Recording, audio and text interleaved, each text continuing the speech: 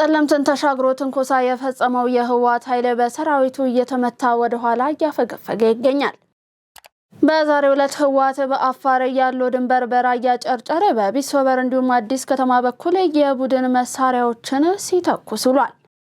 17 የኤርትራ ወታደሮች በጀግናው መከላከያ ሰራዊት መማረካቸው ተሰማ። ስዬ አብርሃ ስለ ህወሓት ኤርትራ እንዲሁም ፋኖ ጥምረት ያላቸውን አቋም ገልጸዋል። ሙሉ ሐሳባቸውን በዝርዝር ይዘናል። የወልቃይት ጠገዴ ህዝብ በነቂስ በመውጣት ህወሓትን አወገዘ። ከውጭ የኢራን ሁለንተናዊ መሪ አያቶላ አሊ ኻሜኒ ኢራን ላይ ጥቃት ማድረስ ቀጠናዊ ጦርነትን ይቀሰቅሳል በማለት ተናገሩ። ሰላምና ጤና በያላችሁበት ተመኘን። የተወደዳችሁ የመሃል ሚዲያ አድማጭ ተመልካቾቻችን እንደምንላችኋል። የዛሬ ዕለተ ሰኞ ቀን መሃል ዜናችንን ቀደም ብለን ባስደመጥናችሁ አበይት ርዕሰ ነጥቦቻችን ጨምረዋል። ያደመጣችኋቸውን ጨምሮ ሌሎች የትም ያልተሰሙ አዳዲስ መረጃዎችን ይዘንላችሁ ቀርበናል። ዜናውን ላይክና ሼር ሚዲያችንን ሰብስክራይብ በማድረግ ዜናውን ተጀምሩ ዘንድ የአክብሮት ግብዣችንን እያቀረብን ከመሸጋገሪያ በኋላ እንመለሳለን። ትርፋማ የሚያደርጉትን ሱቆች ፈልገው ከሆነ ያለ ጥርጥር ይሄ ሱቅ የናንተ ነው። አሁን ላይ የንግድና ቱሪዝም ቀጠና በሆነችው ፒያሳ ከሀገር ፍቅር ቲያትር ፊት ለፊት G+5 የሆነ የገበያ አዳራሽ እየገነባን እንገኛለን። ሱቆቻችን ከ14 ካሬ ጀምሮ ከ2.2 ሚሊዮን ሙሉ ክፍያ ጀምሮ ማግኘት ይችላሉ። ይሄን የማይደገም ዕድል ሳያመልጦ ፈጥነው ይጠቀሙበት። ለበለጠ መረጃ ከስር ባሉ ስልኮች ሂደው። በቀዳሚነት ወደ ያዝነው መረጃችን አለፍ። ጸለምትን ተሻግሮ ትንኮሳ የፈጸመው የህወሓት ኃይል በሰራዊቱ እየተመታ ወደ ኋላ እያፈገፈገ ይገኛል ተባለ።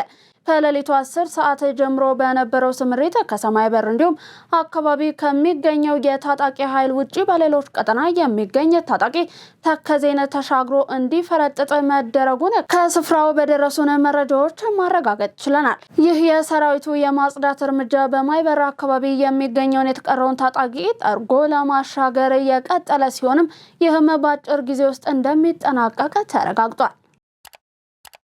በዛሬው ዕለት ህወሓት በአፋር ያለው ድንበር በራያ ጨርጨር በቢሶበር እንዲሁም አዲስ ከተማ በኩል የቡድን መሳሪያዎችን ሲተኩስ ቆይቷል። ህወሓት በጨርጨር በኩል ያለው ድንበር ካሰማራቸው የጦር ኃይል በተጨማሪ አንድ ተጨማሪ ክፍለ ጦር ከማቻረ ወደ ቢሶበር ግንባር እያስጠጋ ይገኛል። የህወሓት ቡድን ማአሾ አርሚ 43 ኮር 432ኛ ክፍለ ጦር የማቻረ ወደ አፋር ድንበር አካባቢም አስጠግቷል። ወደ ግንባሩ የተሰማራው ጻይ በተባለ አዛዥ የሚመራው ይህ ክፍለ ጦር 281 ታጣቂ ኃይሎችን አሰልፎ ወደ አፋር ያለው ድንበር አስጠግቷል። የታጣቂ ቡድኑ በያለው ዋልኤ በኩል ታጣቂ ኃይሉን ማሰማራቱም ነው የተገለጸው። 17 የኤርትራ ወታደሮች በጀግናው መከላከያ ሰራዊት መማረካቸው ተሰማ።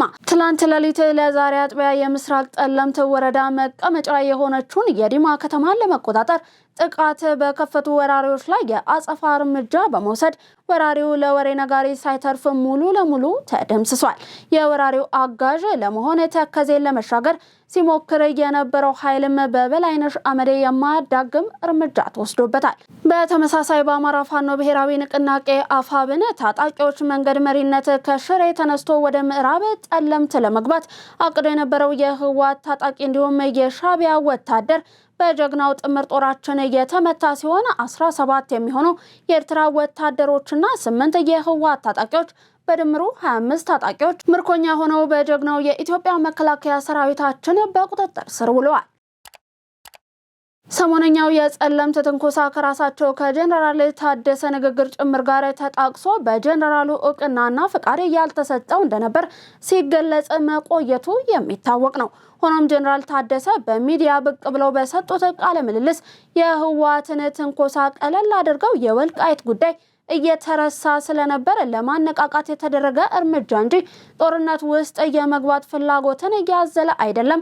ለዛም ነው ከሰራዊቱ ያልጠበቅነው ተኩስ ሲከፈት ጸለምትን ተሻግሮ የሄደው ታጣቂ ወደ ኋላ እንዲመለስ የተደረገው ሲሉ ስለ ጉዳዩ እውቅና እንዳላቸው አድርገው ሲገልጹ ተደምጠዋል። ጀነራሉ አክለውም አወዛጋቢ የድንበር ጉዳዮች በፕሪቶሪያው ስምምነት መሰረት መፈታት ሲኖርባቸው ፌደራል መንግስቱ ለዚህ እንቅፋት እንደሆነ በመግለጽ በተቃራኒው ግን በስምምነቱ ላይ የተፈረመውን ቦታዎች ህዝበ ውሳኔ ተደርጎባቸው ለሚገባው ይሰጡ የሚለውን ሐሳብ እንደማይቀበሉት ይልቁንም ወደ ቀደመ ግዛታቸው በኃይል መመለስ እንደሚሹ በመግለጽ ጸረ ፕሪቶሪያ አካሄድን እንደሚከተልም አረጋግጠዋል። ራሳቸውን በህወሓትና በፌዴራል መንግስቱ መካከል ያሉ ገለልተኛ አካል በማስመሰል አርብ ከፌዴራል መንግስቱ ጋር ውይይት እንደነበራቸው፣ ነገር ግን እርሱን ለማድረግ በረራ በመታገዱ ያንን ማድረግ እንዳልቻሉ እስካሁንም ባልተቋረጠው የስልክ አገልግሎት በኩል ከመንግስት ጋር ውይይት ማድረግ እንደሚችሉም ተናግረዋል። ስዬ አብርሃ ስለ ህወሓት፣ ኤርትራ እንዲሁም ፋኖ ጥምረት ያላቸውን አቋም ገለጹ። ዝርዝር ሐሳባቸው እንደሚከተለው ይቀርባል። የቀድሞ የመከላከያ ሚኒስትር አቶ ስዬ አብርሃ ከሰሞኑ የትግራይ ወቅታዊ ሁኔታ ጋር በተያያዘ በአንድ ሚዲያ ጋር በነበራቸው ቆይታ በበርካታ ርዕሰ ጉዳዮች በተለይም ስለ ጥምረቱ እንዲሁም ከፋኖ ኃይሎች ጋር ስለሚደረግ ትብብር ማብራሪያን ሰጥተዋል። አቶ ስዬ አብርሃ የህወሓት አመራሮችና የትግራይ ወታደራዊ መኮንኖች ከኤርትራ ጋር እያደረጉት ነው ያሉትን ጥምረትም ተችተዋል። እንደ እርሳቸው ገለጻ ይህ አይነቱ ግንኙነት ትግራይን የትልልቅ ዝሆኖች የውጭ ኃይላት የጦር አውድማ የሚያደርግ ነው። የዚህ ሴራ ዋና ተዋናይ የኤርትራው ፕሬዝዳንት ኢሳያስ አፈወርቂ መሆናቸውን እየጠቀሱት አቶ ስዬ አብርሃ ፕሬዝዳንቱ የትግራይ ጀነራሎች ለጭነት እንደሚመቿቸው አህዮች አድርገው ስለሚቆጥሯቸው ዓላማውን ለማሳካት ቢጭኗቸውና አደጋ ቢያደርስባቸውስ እንኳን ግድ እንደማይሰጣቸው ገልጸዋል። በተመሳሳይ አቶ ስዬ የህወሓት ኃይሎች ከፋኖ ጋር እያደረጉት ነው የተባለው ትብብር በተመለከተ ሲናገሩ ከፋኖ ኃይሎች ጋር የሚደረግ ማንኛውም ግንኙነት የፕሪቶሪያውን የሰላም ስምምነት የሚያፈርስና ትግራይን ወደ ከፋ ችግር ውስጥ የሚከት ነው ብለዋል። የተፈናቃዮች መመለስም ሆነ የትግራይ መሬትን የማስከበር ጉዳይ በፕሪቶሪያው ስምምነት መሰረት በሰላማዊ መንገድ እንዲከናወን እየተሰራ መሆኑን ገልጸውም በዚህ አቋም አጥብቀው እንደሚቀጥሉም አሳስበዋል። የወልቃይት ጠገዴ ህዝብ በነቂስ በመውጣት ህወሓትን አወገዘ። በዛሬው ዕለት በወልቃይት ጠገዴ ሰቲት ሁመራ ዞን ዋና ከተሞች ሁመራ፣ ዳንሻ፣ አዲረመጽ፣ ማይካድራ የህወሓትን የጦርነት ትንኮሳ የሚያወግዝ የተቃውሞ ሰልፍ ተካሂዷል። ሁላችንም እየተከዜ ዘቦች ነን፣ እምቢ ለዳግም ባርነት። እኛ የትግራይ ህዝብ ማንነትን እንደማንወስነው ሁሉ የትግራይ ህዝብ የወልቃይት ጠገዴን ማንነት ሊወስን አይችልም። ጥቅምት 30ን አንረሳውም። ከትግራይ ህዝብ ጋር ትላንትም ዛሬም ነገም ጭምር ግጭት የለንም። የጥፋት ኃይሎች ዓላማ በኢትዮጵያ ፍርስራሽ ላይ የትግራይን ሪፐብሊክ መመስረት ነው። ፍትህ ወዳድ ኢትዮጵያውያን ሁሉ ከፍትህና እኩልነት ጎን መቆም አለባቸው። የሀገር ውስጥ ቅኝ አገዛዝን የሚሸከም ትከሻ የለንም። የፕሪቶሪያው የሰላም ስምምነት በተሟላ ሁኔታ ይተግበር። አማራ ነን እንጂ አማራ እንሁን አላልንም። የጦርነት አዙሪትና ህወሓት በቃን። ወልቃይት ጠገዴ ላይ መለስ ነፃ ወጥቷል የሚሉትን መፈክሮችም በአደባባይ አሰምተዋል። የወልቃይት ጠገዴ ህዝብ ዛሬም እንደ ትላንቱ ሀገር ወዳድነቱንና ከሌሎች ኢትዮጵያውያን ወንድሞቹ ጋር በእኩልነት ተከባብሮ መኖርን በጽኑ የሚሻ መሆኑንም አስምረው ተናግረዋል። የኢፌዴሪ ጠቅላይ ሚኒስትር ዶክተር አብይ አህመድ በነገው ዕለት በህዝብ ተወካዮች ምክር ቤት ተገኝተው ማብራሪያን ይሰጣሉ። ስድስተኛው የህዝብ ተወካዮች ምክር ቤት 5ኛ ዓመት የስራ ዘመን 10ኛ መደበኛ ስብሰባውን ነገ ያካሂዳል። ጠቅላይ ሚኒስትር ዶክተር አብይ አህመድ በፌዴራል መንግስት የ2018 በጀት ዓመት የ6 ወራት የስራ አፈጻጸም ሪፖርት ላይ ከምክር ቤቱ አባላት ለሚቀርቡላቸው ጥያቄዎች ምላሽና ማብራሪያም እንደሚሰጡ ተገልጿል። ትላንት ከእኩለ ሌሊት በኋላ በአሜሪካ ኒውዮርክ በተካሄደው የ2026 የሚሮልዝ ጌምስ የቤት ውስጥ ውድድር አትሌት ጽጌ ዱጉማ በ1000 ሜትር አሸነፈች። አትሌቷ የገባችበት ሰዓትም 2 ሰዓት ከ35 ደቂቃ ከ50 ሰከንድ አዲስ የስቴዲየሙ ሪከርድ ሆኖ ተመዝግቦላታል። ጽጌ ከቶኪዮ ዓለም ሻምፒዮና መልስ በጉዳት ምክንያት ለተወሰኑ ጊዜያት ከውድድር ርቃ መቆየቷም የሚታወስ ነው። ህዝቡ በሰባተኛው ጠቅላላ ምርጫ የዳበረ ስልጡን እንዲሁም ሰላማዊ ተሳትፎ እንዲኖረው ለማድረግ እየተሰራ ነው ሲሉ በደቡብ ኢትዮጵያ ክልል የሚገኙ የሲቪክ ማህበራት ገለጹ። ከኢትዮጵያ ዜና አገልግሎት ጋር ቆይታ ያደረጉት የሲቪክ ማህበራት ተወካዮች እንደገለጹት ከሆነ ህዝቡ በሰባተኛው ጠቅላላ ምርጫ የዳበረ ስልጡን እንዲሁም ሰላማዊ ተሳትፎ እንዲኖረው የተጠናከሩ ስራዎችን በመስራት የድርሻችንን እየተወጣን እንገኛለን ብለዋል። ሰባተኛው የኢትዮጵያ ሀገራዊ ምርጫ ነጻ ፍትሃዊና ገለልተኛ ሆኖ እንዲጠናቀቅ ባለድርሻ አካላት ወሳኝ ሚና መጫወት እንደሚገባቸው የኢትዮጵያ ብሔራዊ ምርጫ ቦርድ ሰብሳቢ ሜላትወርቅ ኃይሉ ገለጹ።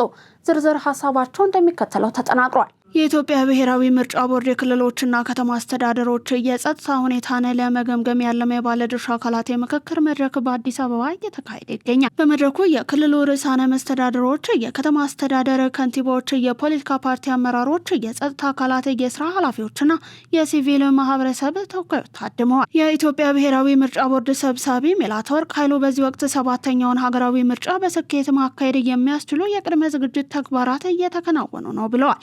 ለዚህም በሰባተኛው ሀገራዊ የምርጫ ዝግጅት መነሻነትም የምርጫ ጊዜ ሰሌዳ ይፋ በማድረግ ተግባራዊ እንቅስቃሴ እየተደረገ እንደሚገኝም አስታውሰዋል። የሲቪል ማህበረሰብ ድርጅቶችም የመራጮችን የምርጫ ግንዛቤ የሚያሳድግ ትምህርትና ስልጠና መስጠት የሚችሉበትን ፍቃድ ወስደው ወደ ስራ መግባታቸውን አስታውቋል። ለፖለቲካ ፓርቲዎችም የምርጫ ተሳትፎን የሚያጠነክር ድጋፍ እየተደረገ እንደሚገኝም ገልጸዋል።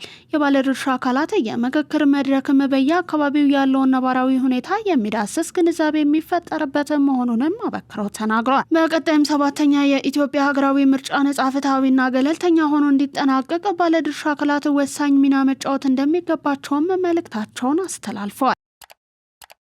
ኢትዮጵያ ወደ ቀይ ባህር መመለሷ ለደህንነቷ መጠበቅና ታሪካዊ ጠላቶቿ የሚሸርቡትን ሴራ ለመከላከል አይነተኛ ሚና እንደሚጫወት የቀድሞ የባህር ኃይል አባል ጁኒየር ሌፍተናንት ኃይለፎም መሰለ ገለጹ። ሌፍተናንት ኃይለፎም መሰለ ለጋዜጣ ፕላስ እንደገለጹት የኢትዮጵያ የውስጥ አለመረጋጋትና ግጭት ምንጮች ከአባይና ከቀይ ባህር ጋር የተያያዙ ሲሆኑ ከሀገሪቱ የታላቁ የህዳሴ ግድብን በማጠናቀቅ አንደኛውን ስጋት መቅረፍ ተችሏል። ኢትዮጵያ ደህንነቷን ሙሉ በሙሉ ለማረጋገጥ የቀጠናውን ሰላም ለመጠበቅና ኢኮኖሚዋን ለማሳደግ ወደ ቀይ ባህር መውጣት እንዳለባትም አስረድተዋል። ሀገሪቱ በአሁኑ ወቅት ጓዳ ተከራይታ ሳሎን ላይ ባለ ነጻነት እየተንቀሳቀሰች መሆኑን እየጠቀሱት ሌፍተናንቱ ይህ ሁኔታ ለሉዓላዊነትና ለእኩል ተጠቃሚነት ሳንካ በመሆኑ አጀንዳው እውን እንዲሆን የቀድሞ የባህር ኃይል አባላትና ሁሉም ዜጋ የበኩሉን ድርሻ ሊወጣ እንደሚገባም አበክረው ተናግረዋል። ኢትዮጵያ ወደ ቀይ ባህር መመለሷ ተሰሚነቷን ከማጎልበት ባለፈ ለሀገራዊ ህልውና ወሳኝ መሆኑንም ነው የጠቀሱት። የአረንጓዴ አሻራ የተፋሰስ ልማት እንዲሁም የወንዝ ዳርቻ ልማቶች የውሃ አዘል መሬቶችን ከመጠበቅ አኳያ ተጨባጭ ውጤት እያስገኙ መሆኑን የአካባቢ ጥበቃ ባለስልጣን ገለጸ። ባለስልጣኑ የዘንድሮውን የዓለም የውሃ አዘል መሬቶች ቀንን የውሃ አዘል መሬትና ሀገር በቀል እውቀት የባህል ቅርሳችንን እናክብር በሚል መሪ ሀሳብ እያከበረ ይገኛል። ተጨማሪውን ይዘናል። ባለስልጣኑ የዘንድሮውን የዓለም ውሃ አዘል መሬቶች ቀንን የውሃ አዘል መሬትና ሀገር በቀል እውቀት የባህል ቅርሳችንን እናክብር በሚል መሪ ሀሳብ እያከበረ ይገኛል። የአካባቢ ጥበቃ ባለስልጣን ምክትል ዋና ዳይሬክተር ፍሬነሽ መኩሪያ እንደገለጹት ኢትዮጵያ የተለያዩ የውሃ አዘል መሬቶችና የብዝሃ ሕይወት ባለቤት ናት። እነዚህ ተፈጥሯዊ ጸጋዎች ተጠብቀው ለትውልድ እንዲሸጋገሩም ሀገር በቀል እውቀትና ባህላዊ የጥበቃ ስልቶች ከፍተኛ ሚና ሲጫወቱ መቆየታቸውን ገልጸዋል። ማህበረሰቡ ለዘመናት በባህላዊ ህጎችና እሴቶች አማካኝነት ረግረጋማ ቦታዎችን እንዲሁም የውሃ አካላትን ሲንከባከብ መቆየቱንም ጠቅሰዋል። የውሃ አዘል መሬቶችን ከፍተኛ ጥቅም እያስገኙ መሆኑን ጠቁመው የተበከለ ውሃን በተፈጥሯዊ መንገድ ማጣራት የጎርፍ አደጋን መከላከልና የአፈር እርጥበትን መጠበቅ እንዲሁም የአየር ንብረት ለውጥን መቋቋም እንዲሁም የአካባቢን ሙቀት መቀነስን ለአብነት ጠቅሰዋል። በእነዚህ ወሳኝ የተፈጥሮ ሀብቶች ላይ የሚደርሱ ተግዳሮቶችን ለመፍታት ዘመናዊ ሳይንስ እውቀት ከሀገር በቀል ጥበብ ጋር አቀናጅቶ መተግበር እንደሚገባም ተናግረዋል። በአሁኑ ወቅት በሀገር አቀፍ ደረጃ እየተተገበሩ ያሉ የአረንጓዴ አሻራና የወንዝ ዳርቻ ልማት ፕሮጀክቶች ለውሃ አዘል መሬቶች ደህንነት ትልቅ አስተዋጽኦ እያበረከቱ መሆኑንም አረጋግጠዋል። ባለስልጣኑ ከክልሎች እንዲሁም ከሚመለከታቸው ባለድርሻ አካላት ጋር በቅንጅት እየሰራ እንደሚገኝ ጠቅሰው ጥበቃው የመንግስት ብቻ ሳይሆን የህብረተሰቡ የምርምር ተቋማትና የግል ዘርፉ የጋራ ኃላፊነት መሆኑንም አመልክተዋል። ሀገር በቀል የመድኃኒት አምራቾች የገበያ ዋስትና እንዲያገኙና ከቀረጥ ነፃ የሆኑ ማበረታቻዎች እንዲመቻቹላቸው መደረጉን የሀገር ውስጥ መድኃኒት አቅርቦት ድርሻ 41 በመቶ እንዲደርስ ማድረጉን የጤና ሚኒስቴር አስታወቀ። የጤና ሚኒስትር ዴኤታ ወይዘሮ ፍሬህይወት አበበ ለጋዜጣ ፕላስ እንደገለጹት መንግስት ለዘርፉ የሰጠው ልዩ ትኩረትና የፖሊሲ ማሻሻያ ቀደም ሲል 8 በመቶ ብቻ የነበረውን የሀገር ውስጥ የመድኃኒት ምርት ድርሻ በአጭር ጊዜ ውስጥ በከፍተኛ መጠን እንዲያድግ አስችሎታል። በተለይም በግዢ ወቅት ለሀገር ውስጥ ምርቶች ቅድሚያ የመስጠት አሰራር መዘርጋቱን የግሉ ዘርፉ በመድኃኒት ምርት ላይ በስፋት እንዲሰማራ መበረታታቱ ለውጤቱ መገኘት አይነተኛ ሚናን ተጫውቷል። ይህ ማበረታቻ በርካታ ኢንቨስተሮችን ወደ ዘርፉ እየሳበ መሆኑን የጠቀሱት ሚኒስትር ዴኤታዋ የተጀመሩ የለውጥ ስራዎችን በማጠናከር እንደ አውሮፓውያኑ አቆጣጠር በ2030 የሀገር ውስጥ ምርት ድርሻን 60 በመቶ ለማድረስ እየተሰራ መሆኑንም አብራርተዋል። የኢትዮጵያ የሕክምና ተቋማት መስፋፋትና የህዝብ ቁጥር መጨመር ለሀገር ውስጥ መድኃኒት አምራች ኢንዱስትሪዎች አስተማማኝ ገበያ እንደሚሆንም አመልክተዋል። የህብረት ስራ ማህበራት የኑሮ ውድነትን በማረጋጋት የሚጫወቱትን ሚና የበለጠ የማጠናከር ስራ እየተሰራ መሆኑን የአዲስ አበባ ምክትል ከንቲባ አቶ ዣንጥራር አባይ ተናገሩ። ዝርዝር ሀሳባቸው እንደሚከተል ይቀርባል። የኢትዮጵያ ስራ ማህበራትና የአዲስ አበባ ህብረት ማህበራት በጋራ ህብረት ስራ ከምርት እስከ ግብይት ከአምራች እስከ ሸማች በሚል መሪ ሀሳብ ከነገ ጀምሮ የሚያካሂደውን የህብረት ስራ ሲምፖዚየም አስመልክቶ የፓናል ውይይት እየተካሄደ ነው። የአዲስ አበባ ከተማ ምክትል ከንቲባ አቶ ዣንጥራር አባይ ውይይቱን ሲከፍቱ እንደተናገሩት የህብረት ስራ ማህበራት ለከተማዋ ነዋሪዎች የተለያዩ ምርቶችን በተመጣጣኝ ዋጋ በማቅረብ የኑሮ ውድነትን በማረጋጋት በኩል ትልቅ ሚናን እየተጫወቱ ነው። የፌዴራል ህብረት ስራ ኮሚሽን ሲምፖዚየም በማዘጋ ከሀገሪቱ የተለያዩ አካባቢዎች ምርቶቻቸውን ለከተማዋ ነዋሪዎች እንዲያቀርቡ ማድረጉ ነዋሪዎች አንጻራዊ ዋጋ ያለውን ምርት እንዲሸምቱ እድልን ይፈጥራል ብለዋል። ማህበራቱ ለከተማዋ ልማት መፋጠንና ችግሮችን በመፍታት በኩል እያበረከቱት ያለውን አስተዋጽኦ ከፍተኛ እንደሆነ ያነሱት አቶ ዣንጥራር አባይ ከተማ አስተዳደሩም የህብረት ስራ ማህበራትን ሚና በአግባቡ በመረዳት ተቋማቱ በሪፎርም እንዲታደሱና አቅማቸውን እንዲያጎለብቱ ልዩ ትኩረት ሰጥቶ እየተሰራ ይገኛል ብለዋል። ምክትል ከንቲባው ገለጻ በተለይም የሸማች ህብረት ስራ ማህበራት ከክልል አቻ ማህበራትና ከዩኒዮኖች ጋር በመቀናጀት የምርት ትስስር በመፍጠር ውጤታማ ስራዎችን እያከናወኑ መሆኑን ምርቶችን እንደወረደ ከማቅረብ ባለፈ እሴት ጨምሮ በማቅረብ የተጠቃሚውን ፍላጎት የማሟላት ስራን እየሰሩ ናቸው።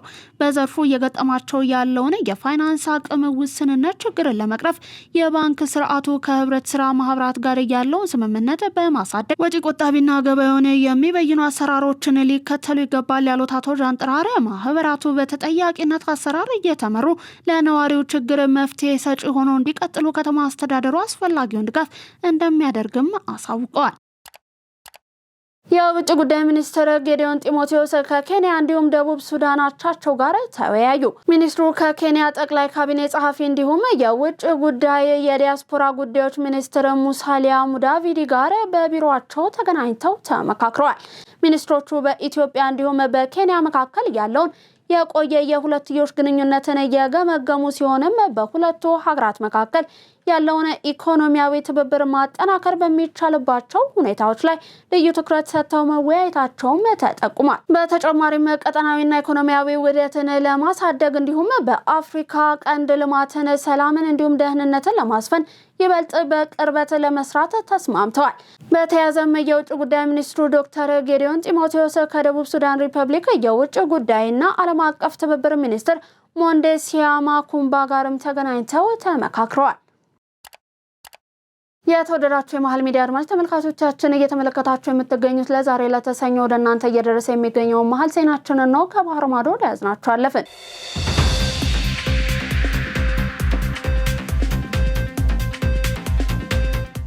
የኢራኑ ሁለንተናዊ መሪ አያቶላ አሊ ኻሜኒ ኢራን ላይ ጥቃት ማድረስ ቀጠናዊ ጦርነትን ይቀሰቅሳል አሉ። ዋሽንግተን ወታደራዊ እንቅስቃሴዋን እያጠናከረች መሄዷን ተከትሎ ቴህራን ተመሳሳይ ዝግጅት በማድረግ ላይ ትገኛለች። አሜሪካውያን ማወቅ ያለባቸው በዚህ ሰዓት ጦርነት የሚቀሰቅሱ ከሆነ ውጥረቱ ቀጠናዊ መሆኑን ጭምር ነው ብለዋል አያቶላ አሊ ኻሜኒ። ፕሬዝዳንት ዶናልድ ትራምፕ ብርቱ ድርድር እየተደረገ መሆኑን ቢገልጹም እንኳ ወታደራዊ ስጋቱ ከትላንቱ ዛሬ አይሏል። ዋሽንግተንና ቴህራን በኒውክሌር ጉዳይ ላይ ዲፕሎማሲያዊ መንገድን መምረጥ እንደሚጠበቅባቸው ቢነገርም እንኳ የሚወያዩባቸው መድረኮች ጊዜያዊ ውጥረቱን የሚያለዝቡ እንጂ ለዘላቂ መፍትሄ የሚሆኑ አይደሉም ተብሏል። አያቶላ አሊ ሀሚኒ ዋሽንግተን ውጥኗ ኢራንን ማፍረስ እንዲሁም ነዳጁን መቆጣጠር ነው ሲሉ ወቅሰዋል። ፕሬዝዳንት ዶናልድ ትራምፕ አሁንም በድርድር መንገድ ውስጥ ነን ቢሉም እንኳ ወታደራዊ አማራጮችን እያሰቡበት መሆኑን አስገንዝበዋል። የተወደዳችሁ የመሃል ሚዲያ አድማጭ ተመልካቾቻችን ለዛሬ ለተሰኘ ወደ እናንተ እንዲደርሱ የተጠናቀሩት የቀን መረጃዎቻችን አበቁ። አብራችሁን ስለነበራችሁ እናመሰግናለን። ዜናውን ላይክ እና ሼር፣ ሚዲያችንን ሰብስክራይብ በማድረግ ቤተሰብነታችሁን ታጠነክሩ ዘንድ የአክብሮት ግብዣችን ነው። በእኔ ቦታ በቃው። ሰናይ ቀን ተመኘን።